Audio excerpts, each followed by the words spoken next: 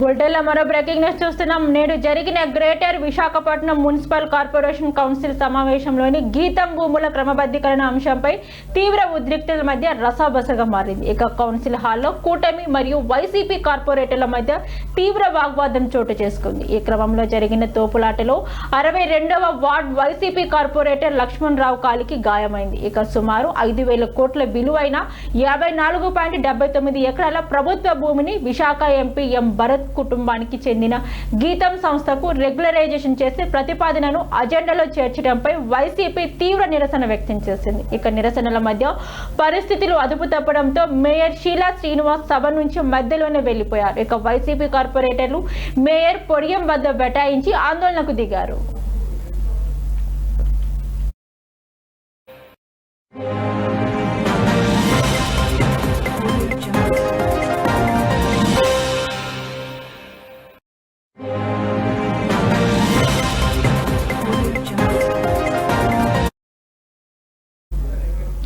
ఇక ఈ సమావేశానికి మీడియా ప్రతినిధులను అనుమతించకపోవడంపై విమర్శలు వెల్లువెత్తాయి. గతంలో పాసులు జారీ చేసినప్పటికీ చివరి నిమిషంలోని అనుమతి నిరాకరించడంపై సాక్షి వంటి పత్రికలు కథనాలు ప్రచారించాయి. కౌన్సిల్ హాల్ వెలుపల వామపక్ష పార్టీలు జీవీఎంసీ ప్రధాన గేట్ను ముట్టడించగా వైసీపీ నేతలు గాంధీ విగ్రహం వద్ద నిరసన చేపట్టారు. ఇక ఎక్స్ అఫిషియో సభ్యుల జాబితా నుంచి తన పేరును తొలగించడం వల్ల ఎమ్మెల్సీ బొత్స సత్యనారాయణ ఈ సమావేశానికి హాజరు కాలేకపోయారు. దీనిని ఆయన ప్రజాస్వామ్య విరుద్ధమని పేర్కొన్నారు. ప్రస్తుతం కౌన్సిల్ ప్రాంగణంలో భారీగా పోలీసులు మోహరించారు. ఈ భూముల వ్యవహారంపై వైసీపీ మరింత పెద్ద ఎత్తున ప్రజా ఉద్యమాన్ని చేపట్టాలని నిర్ణయించింది.